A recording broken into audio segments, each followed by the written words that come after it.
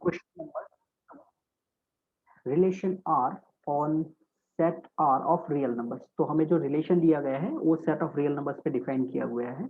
और capital R में क्या है, तो set of order pair A and B, बराबर। Capital R is set of order pair A and B with condition A is less than और equal to B square. मतलब कि जो फर्स्ट नंबर है वो as it is and second number का square करना है। तो सेकंड नंबर का स्क्वायर अगर बड़ा है तो हम ये ए एंड बी का पेयर अंदर रख सकते हैं, बराबर। फर्स्ट नंबर को as it is, second number का स्क्वायर करना है। और अगर सेकंड नंबर का स्क्वायर फर्स्ट से बड़ा या तो इक्वल है तो वो पेयर आप आर में रख सकते हैं। तो हमें चेक करना है, इवन क्वेश्चन में हमें दे दिया है कि रिफ्लेक्सिव नहीं है, ना तो ये सिमेट्रिक है और ना तो ये ट्रांजिटिव है। तो अगर नहीं है तो हमें क्या करना पड़ेगा, काउंटर एग्जाम्पल देना पड़ेगा। ओके, तो हमने नंबर लिया ए इक्वल टू 1/2। अगर हमने ए इक्वल टू 1/2 ले लिया तो फिर कंडीशन क्या है, तो हमें रिफ्लेक्सिव चेक कर रहे हैं, मतलब कि दोनों जगह पर सेम लिखना चाहिए। तो 1/2 के साथ 1/2 ये वाली पेयर हमें चेक करना है। कंडीशन के हिसाब से फर्स्ट नंबर को एज इट इज रखना है, सेकंड नंबर का क्या करना है, तो स्क्वायर करना है। तो 1/2 और इधर हमने 1/2 का स्क्वायर कर दिया। तो 1/2 का स्क्वायर कितना हो जाएगा, 1/4। अब ये जो 1/2 है इसका वैल्यू तो होता है 0.5 एंड 1/4 होता है, इसका वैल्यू होता है 0.25। तो 0.5 एंड 0.25 इसमें बड़ा कौन है, तो 1/2, मतलब कि 0.5 बड़ा है। तो ये हमारी कंडीशन के हिसाब से तो ठीक नहीं है, बराबर। हमारी कंडीशन में तो क्या है कि first number and second number का स्क्वायर है तो वो बड़ा होना चाहिए। तो कंडीशन को सेटिस्फाई नहीं कर रहे, इसका मतलब ये हुआ कि 1/2 एंड 1/2 का जो पेयर है वो हम आर में नहीं लिख सकते। तो ये हमने इधर रीजन लिख दिया, बराबर। तो ये हमने एक ऑर्डर पेयर ढूंढ ली जो कंडीशन को सेटिस्फाई नहीं कर रही है, इसका मतलब ये रिफ्लेक्सिव नहीं है। तो अगर रिफ्लेक्सिव नहीं है तो हमें काउंटर एग्जाम्पल देना पड़ेगा, अगर है तो इन जनरल हमें प्रूव करके देना पड़ेगा। ठीक है, अब बात करते हैं सिमेट्रिसिटी की। तो सिमेट्रिसिटी के लिए भी दिया है कि नॉट सिमेट्रिक है ऐसा प्रूव करो। ओके ठीक है, तो हमने इसके लिए भी काउंटर एग्जाम्पल लेना पड़ेगा। तो काउंटर एग्जाम्पल के लिए हमने क्या किया, एक ऑर्डर पे 2 एंड 4 का ऑर्डर पे, या तो 2 एंड 5 का ऑर्डर पे लिख देते हैं, बराबर। 2 एंड 5 ये ऑर्डर पेयर ऑलरेडी आर का मेंबर है, वो हम बोल सकते हैं। ओके क्यों, तो उसका रीजन भी डेफिनेटली देंगे। 2 एंड 5 का जो ऑर्डर पेयर है वो आर का मेंबर बनेगा। इसका रीजन है कि फर्स्ट नंबर तो 2 है, सेकंड नंबर 5 है, तो उसका अगर हमने स्क्वायर कर दिया तो 5 का स्क्वायर 25 होता है। तो हमारी जो कंडीशन है उसके हिसाब से ये सही है। बट अगर हमने पोजीशन उल्टी कर दी, बराबर, पोजीशन उल्टी कर दी, मतलब पहले 5 लिखा और बाद में 2 लिखा, तो कंडीशन देख लेते हैं। पहला नंबर तो एज इट इज लिखना है, दूसरे नंबर का क्या करना है, स्क्वायर करना है। तो 2 का स्क्वायर कितना हो जाएगा, 4 हो जाएगा। बट 5 एंड 2 स्क्वायर दोनों में ग्रेटर कौन है, तो ये तो 5 ग्रेटर है। तो हमारी कंडीशन के हिसाब से ये ऑर्डर पेयर आर में नहीं लिख सकते, एंड दैट्स व्हाई यहाँ पर हम बोल सकते हैं कि जो रिलेशन है वो सिमेट्रिक नहीं है, बराबर। तो अगर रिलेशन सिमेट्रिक या तो रिफ्लेक्सिव नहीं है तो आपको काउंटर एग्जाम्पल देना है, मतलब पेयर ढूंढना है। अगर है तो इन जनरल प्रूव करना पड़ेगा, जैसे हम पहले कर रहे थे। अभी बात करते हैं नॉट ट्रांजिटिव, बराबर। यहाँ पर हमें बोला गया है कि ये ट्रांजिटिव भी नहीं है, ऐसा आपको प्रूव करके दिखाना है। ठीक है, तो सबसे पहले फिर हमने पैर सोचना स्टार्ट किया। तो 9 के साथ मैंने ले लिया 3 का पैर, बराबर। अब ये जो पैर है वो तो आपको जैसे जैसे आप क्वेश्चन करते जाएंगे ऐसे ऐसे आपको आइडिया आता जाएगा, बराबर, कि कौन सी पैर सिलेक्ट करनी चाहिए। या तो एक बार में इसको फिनिश करने के बाद वापस ट्राई करूंगा कि कैसे सोचा है मैंने। तो 9 एंड 3 का पैर जो है वो हम आर में लिख सकते हैं, क्यों, क्योंकि पहला नंबर 9 है, दूसरे नंबर का अगर आप स्क्वायर करेंगे तो 3 स्क्वायर 9, तो वो दोनों इक्वल हो जाएंगे और हमें यहाँ पर इक्वलिटी गिवन है। तो इसलिए ये पेयर हम आर में लिख सकते हैं। अब हमें नया पेयर जो है वो 3 से स्टार्ट करना पड़ेगा। तो हमने पहला एलिमेंट तो 3 लिख दिया, और दूसरा एलिमेंट क्या लिखे, तो देखो मेरा टारगेट है कि इसको ट्रांजिटिव नहीं बनाना है। ओके, ट्रांजिटिव नहीं बनाना है तो इधर कौन सा नंबर लिखा है, 9 लिखा है, सबसे पहला नंबर हमने 9 लिखा है। तो डेफिनेटली मैं पीछे ऐसा नंबर लिखूंगा जिसका स्क्वायर करने पर वो 9 से लेस रहे, क्योंकि मुझे वो पैर अंदर नहीं रखना है। तो इसलिए हमने क्या किया, इधर लिख दिया 2, बराबर, इधर 2 लिख दिया। 3 एंड 2 का ऑर्डर पेयर, तो ये भी डेफिनेटली ऑर्डर पेयर रिलेशन का मेंबर है, क्योंकि आप देख सकते हैं 3 और यहाँ पर हम स्क्वायर करेंगे तो 3 एंड 2 स्क्वायर 4 होता है। तो डेफिनेटली ये 4 जो है वो बड़ा है। तो 9 एंड 3 का ऑर्डर पेयर आर में है, 3 एंड 2 का ऑर्डर पेयर ये भी आर में है। अब आप ये चेक करो कि 9 एंड 2 के बारे में क्या बोल सकते हैं आप। तो 9 एंड 2 के बारे में जब आप चेक करने जाएंगे तो पहला नंबर तो 9 है, दूसरा नंबर 2 है, तो उसका हमने स्क्वायर कर दिया, तो 2 स्क्वायर कितना होता है 4। हमें तो कंडीशन क्या बोली गई है कि स्क्वायर करने पर नंबर बड़ा होना चाहिए, इधर तो नहीं हो रहा है ऐसा।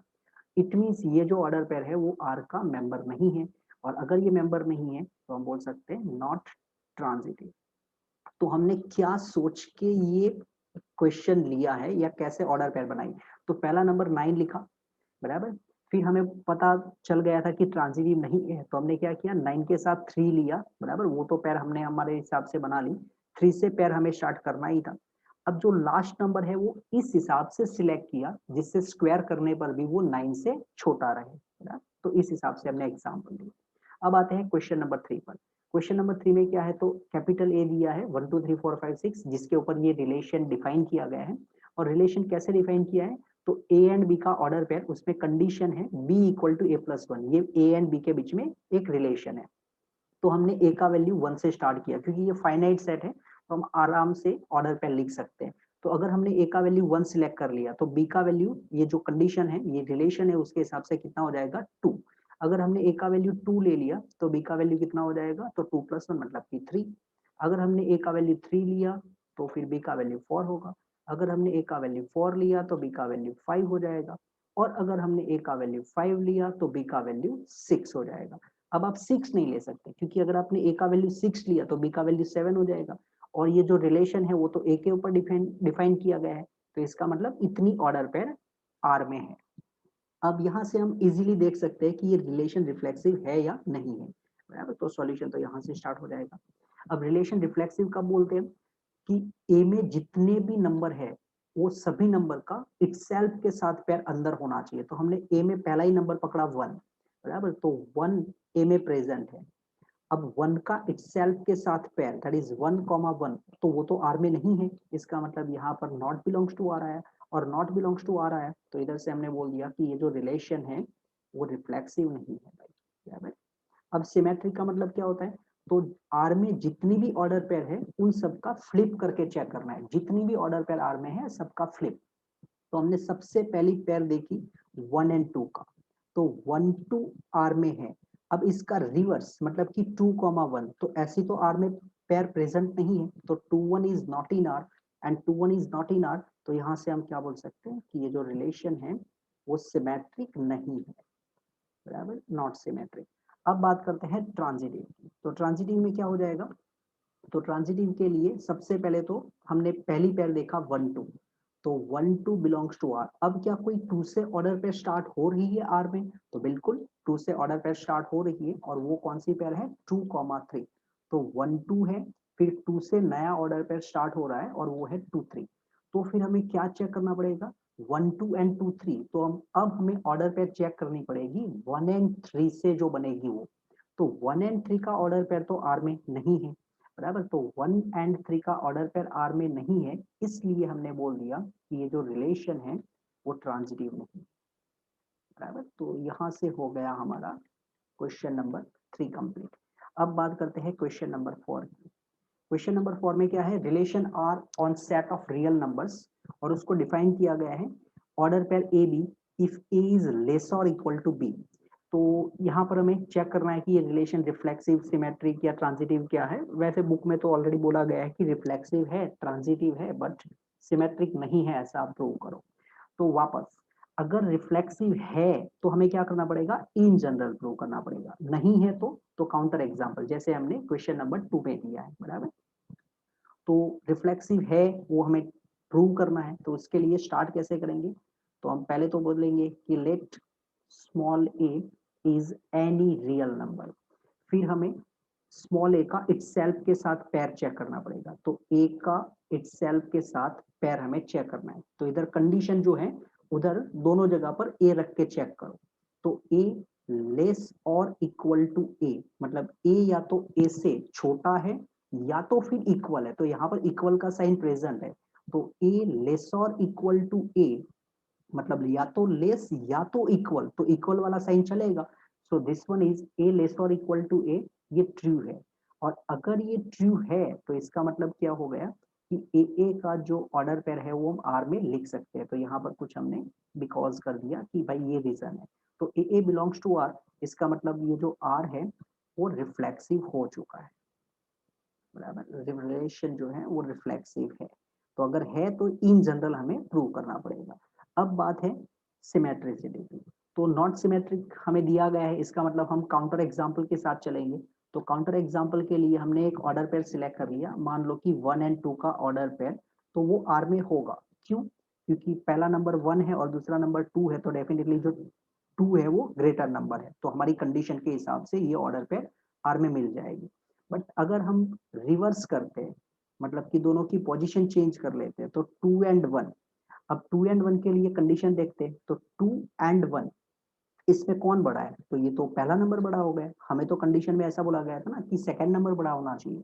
तो 2 एंड 1 की अगर हम इस ऑर्डर पेयर के बारे में देखते हैं तो पहला नंबर बड़ा है, तो हमारी कंडीशन के हिसाब से ये पेयर आर में नहीं लिख सकते। और अगर ये पेयर आप आर में नहीं लिख सकते तो इसका मतलब हो जाएगा जो रिलेशन है वो सिमेट्रिक नहीं है, बराबर। तो नहीं था तो इसलिए हमने काउंटर एग्जाम्पल दिया। अब बात करते हैं ट्रांजिटिविटी की। तो ट्रांजिटिविटी के लिए ट्रांजिटिव है ऐसा बोला गया है, या तो हमें इन जनरल प्रूव करना पड़ेगा। तो let A B belongs to R, फिर हम बी से नया ऑर्डर पेयर स्टार्ट करेंगे, and B C belongs to R. हमें चेक करना पड़ेगा ऑर्डर पेयर ए सी के बारे में। तो A B belongs to R का मतलब क्या? तो A B belongs to R का मतलब है ए इज लेस और equal to B, and B C belongs to R का मतलब क्या है? तो बी इज लेस और इक्वल टू सी। तो ए जो है वो बी से छोटा है, बी जो है वो सी से छोटा है। तो what is relation between A and C? तो इजीली हम बोल सकते हैं कि ए जो है वो या तो सी से छोटा होगा या इक्वल हो सकता है, बराबर। क्योंकि अगर ए एंड बी इक्वल हो गए एंड बी एंड सी भी दोनों इक्वल हो गए तो ए बी सी तीनों सेम हो सकते हैं। तो अगर इक्वल होगा तो भी हमें कंडीशन के हिसाब से कोई प्रॉब्लम नहीं है। तो यहाँ से हम क्या बोल सकते हैं कि ये जो ए एंड सी का ऑर्डर पेयर है वो हमारी कंडीशन को सेटिस्फाई कर रहे हैं, इसका मतलब ये आर के मेंबर है। और अगर ये आर के मेंबर है तो इसका मतलब यहाँ पर हम बोल सकते हैं कि जो रिलेशन है वो ट्रांजिटिव भी हो जाएगा। ओके, तो ये हमारा हो गया क्वेश्चन नंबर 2, 3 एंड 4 खत्म।